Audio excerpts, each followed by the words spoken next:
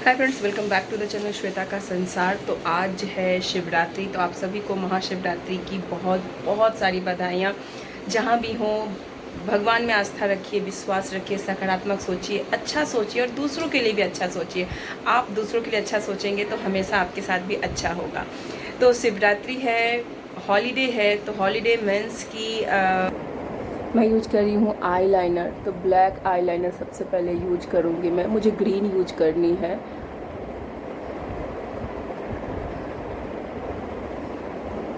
Perfect.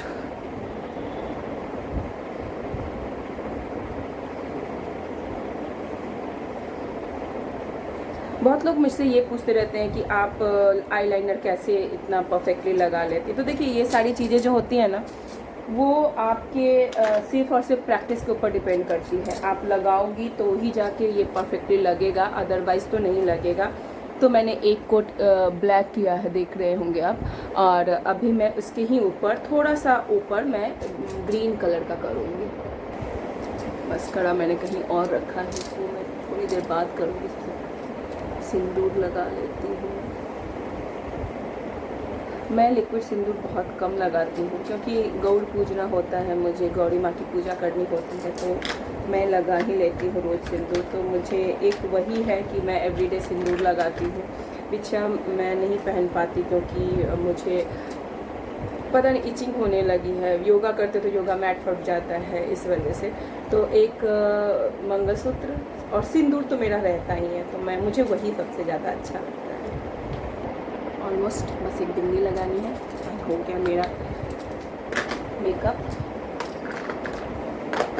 Hardly मेरा makeup 5 minute में हो जाता है, क्योंकि बहुत कुछ यूज ना करो तो भी ठीक है। मैंने सिर्फ वाइट टोन यूज किया है, फेस पाउडर यूज नहीं किया है मैंने। तो देख सको आप,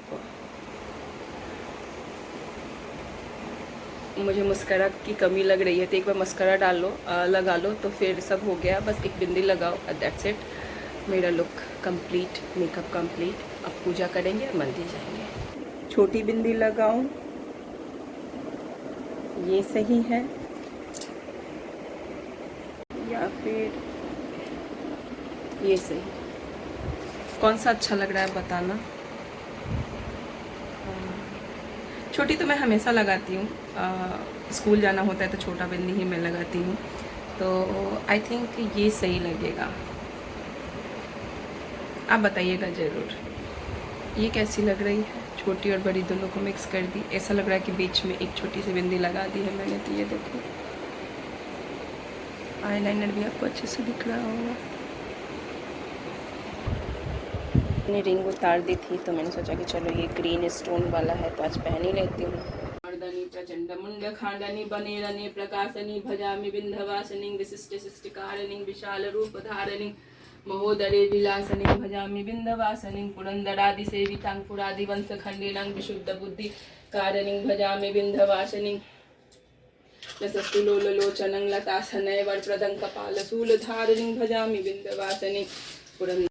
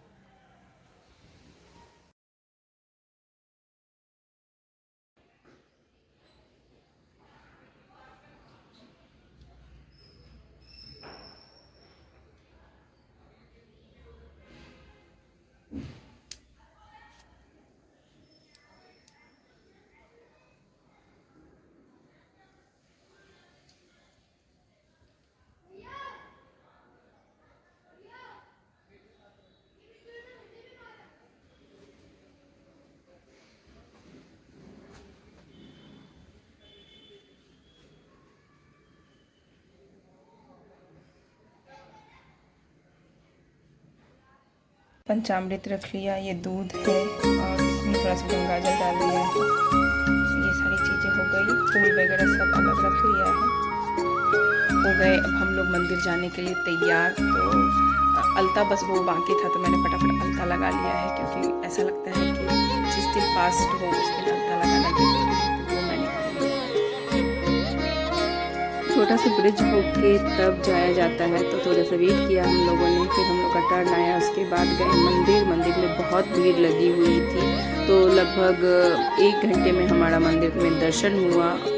स्वाभाविक सी बात है, सबको दर्शन करना होता है। दर्शन करके फिर प्रसाद तो लिया, पर प्रसाद में नमक होता है तो हम लोग खाते नहीं हैं। नेक्स्ट कभी दूसरे दिन फिर खा लेंगे।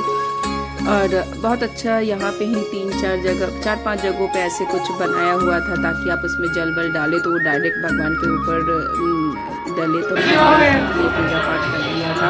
और चरणामृत, पहले मैंने जल चढ़ाया, फिर चरणामृत, और उसके बाद दूध, फिर उसके बाद जल। तो ये प्रोसेस मुझे पता है, मैं उतना करती हूँ, मैंने देखा है। फिर हनुमान जी के मंदिर को भी अच्छा से सजाया गया था, और जो भी वहाँ पे डोनेशन वगैरह हो रहा था वो सारी चीज़ें हुई थी। मुझे जितना हो सका मैंने वहाँ डोनेट किया। तो मुझे ऐसा लगता है कि डोनेशन वगैरह करना चाहिए मंदिर में। और पहले मुझे ऐसा लगता था कि मंदिर में क्यों करना, पर क्यों नहीं करना, ये भी बात है। जब हम मंदिर में डोनेशन नहीं करेंगे तो मंदिर का फिर जीर्णोद्धार कैसे होगा, किस तरीके से वहाँ की साज सज्जा और सारी चीज़ें होंगी। बहुत मज़ा आया बच्चों के साथ मंदिर जाके, अच्छा लगा मुझे। आपको कैसा लगा ये ज़रूर बताइएगा वीडियो। मंदिर से आके अभी सारे फ्रूट्स वगैरह लेके आई हूँ, तो सभी फ्रूट्स खाएंगे। साबूदाना का खीर मैं बनाती हूँ, तो मैंने सोचा कि चलो वही बना दूँ। ऋषभ को भूख लग गई हुई है, 12 बजने वाला है, तो बच्चा है। इसके लिए सबसे पहले कुछ फ्रूट्स काटते हैं, या मिल्क शेक वगैरह बना लेती हूँ। फिर तरबूज, बनाना, ग्रेप्स, स्वीट पोटैटो मैंने सोचा कि ले लेती हूँ, पर स्वीट पोटैटो एक जगह मैंने ले भी लिया था, पर वहाँ पर गूगल पे था नहीं, और जो भी पैसा मैं लेके गई थी मैंने मंदिर में दे दिया था। दूसरी जगह पे मिल भी रहा था, तो मतलब वहाँ भी गूगल पे का प्रॉब्लम है, छोड़ दिया है। फिर फ्रूट्स है तो फ्रूट्स ही खाएंगे। आज नमक नहीं खाना है, अन्न नहीं खाना है, तो आज की फास्टिंग है। भगवान शिव जो है सबकी मनोकामना पूर्ण करे, साथ ही मेरी भी पूर्ण करे। ये ऋषभ के लिए दूध, केला और इसमें थोड़ा काजू डाल दिया है। मेरे लिए है ये बनाना शेक। ये इस कलर का इसलिए है क्योंकि इसमें सीड्स डले हुए हैं, तो इस वजह से इसका कलर थोड़ा चेंज हो गया है। और चीनी की जगह पे मैंने गुड़ डाला है इसमें, इसलिए इसका कलर भी चेंज हो गया हुआ है।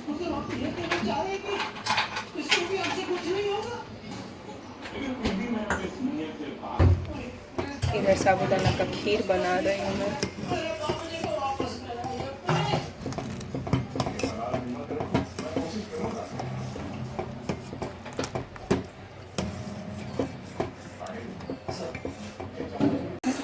और इधर रेखा के लिए चाय बन रहा है।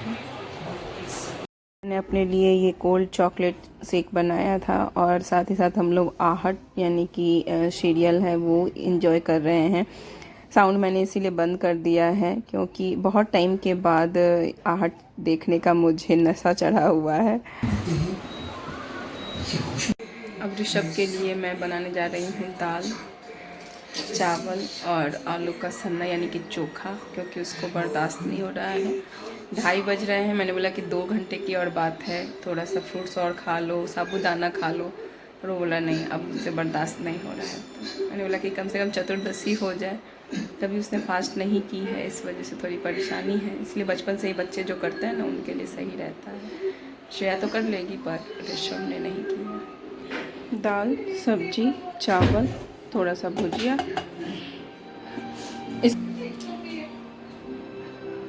अब इसका मुंह देखिए इस लड़के को जिसने मुझे परेशान करके रखा है 3 बजे खाना बनाने के लिए।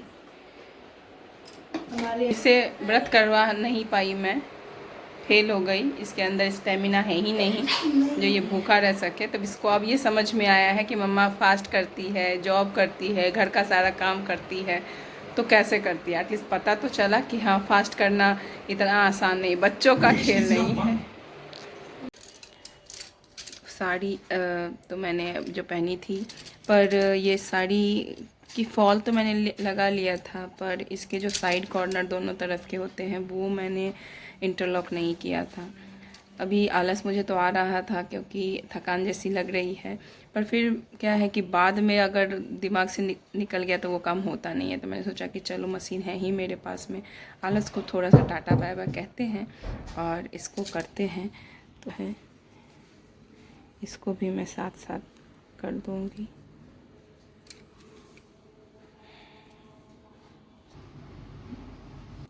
मैंने ये निकाल दिया हुआ था, तो अभी पिको करने के लिए मुझे कुछ सेटिंग चेंज करनी है। तो मैं यहाँ से इसको ए और बी नहीं, इसको लेके जाऊंगी सी पर, और मुझे थोड़ी मोटी सिलाई रखनी है तो 3 पे, नहीं तो 2 पे। 2 पे बहुत पतली सिलाई हो जाती है वो। तो ये मैं सेट करूँगी तो जिग जैग होने लगेगा। ये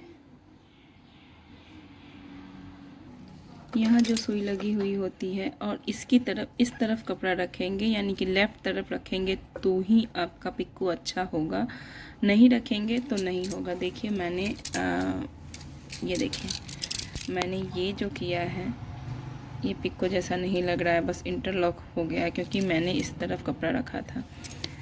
अभी इस तरफ कपड़ा रखने से यहाँ पे जो है ये क्लॉथ इसके अंदर चला जाता है यहाँ, और यहाँ पे ये राउंड होता है और उसके ऊपर फिर कवर, मतलब इस धागे का जो है वो हो जाता है जो पिक्को कहलाता है। देख रहे हैं, ये देखिए, ये देखें। तो मैंने सोचा कि मैं इस साड़ी का भी कर लूँ। फॉल बीडिंग वगैरह मैं खुद से कर लेती हूँ, और जबकि मेरे पास मशीन है, इस वजह से अब कितनी भी थकान हो, कुछ भी हो, लेकिन अपना काम जो मुझे आता है मैं सोचती हूँ खुद से करूँ। अननेसेसरी इन चीज़ों के लिए फिर पैसे वेस्ट ना करूँ, क्योंकि मैंने मशीन में इतने पैसे डाले हैं और इस मशीन को लगभग मुझे अभी 2010 में लिया था और 2025 चल रहा है, 15 साल हो गए। तो मुझे बहुत अच्छा लगता है अपने छोटे मोटे काम खुद कर लो। हर चीज़ में टेलर के पास लेके जाओ, वो मुझे बिल्कुल पसंद नहीं आता है। तो आपने देखा कि कितने अच्छे तरीके से हो जाता है। तो इस तरीके का मशीन मुझे लगता है सबके घर में होना चाहिए। बच्चे हैं, कुछ भी फटता है तुरंत लेके जाओ टेलर के पास, वो नहीं हो पाता है, और हाथ की कच्ची सिलाई से अच्छे से रहता नहीं है। दिखाती हूँ मैं थोड़ी देर बाद। लेके आई थी कोलकाता से काथा सिल्क, जिसको बोलते हैं, प्योर सिल्क नहीं है, सिंथेटिक बहुत ज़्यादा मिक्स है। इसकी जो कढ़ाई है वो मुझे अच्छी लगी, इसलिए फिर मैंने ले लिया। तो इस तरीके का ये कढ़ाई होता है, टोटली हैंडमेड होता है। और क्या है कि हैंडमेड चीज़ें बहुत ज़्यादा ही फेमस है। हर चीज़ लोग खुद से ही करके, जैसे हैंड पेंटेड साड़ी है, काथा वर्क है, उसके बाद एप्लिक वर्क है।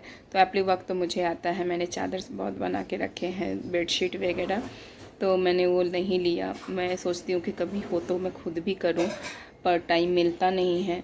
मैंने बहुत सारी चीज़ें ये सब की है, तो मेरे पास में उसका स्टॉक है, पर साड़ी मैंने नहीं बनाई है।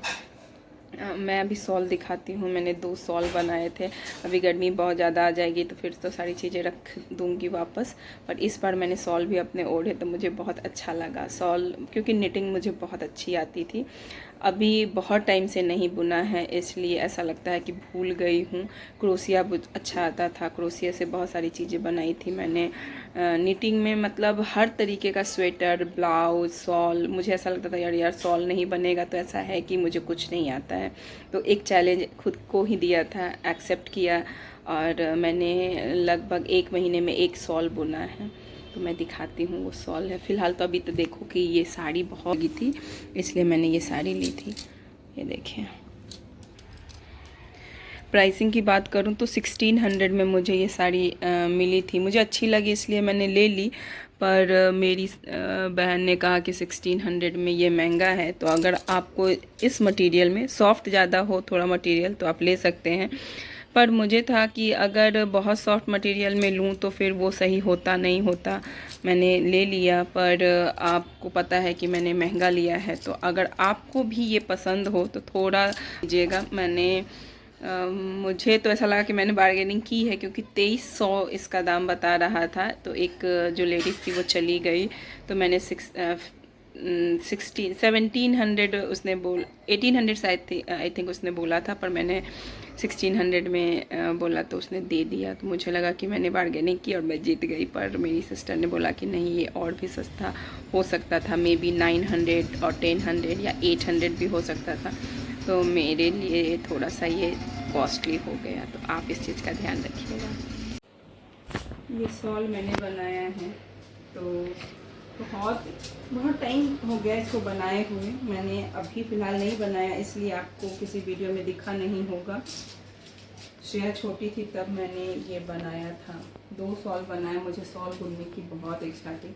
तो देखिए कितना अच्छा इसमें लटकन वगैरह से जो भी है वो सब हाथ का बना हुआ है। ये क्रोशिया का है। तो पहले मुझे ऐसा लगा कि थोड़ा सा लेंथ कम है, इसके लिए क्रोशिया से फिर ये बना दिया, तो इसका लेंथ बढ़ गया और ग्रेस भी आ गया। साथ ही आपको ये दिख रहा होगा, ये साइड, ये देखिए, ये भी, और इसकी वजह से बहुत ही अच्छा लगता है ये सॉल।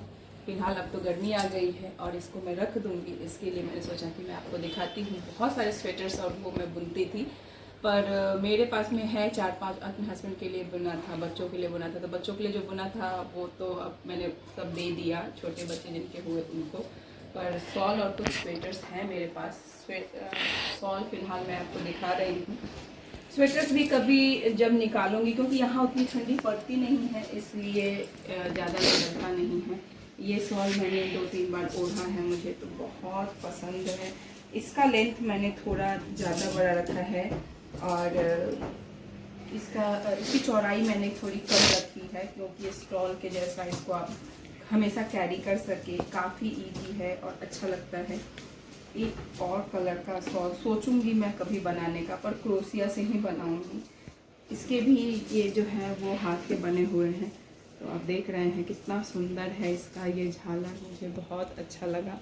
ये मैंने सुमन से सीखा था, वो हरियाणा की थी।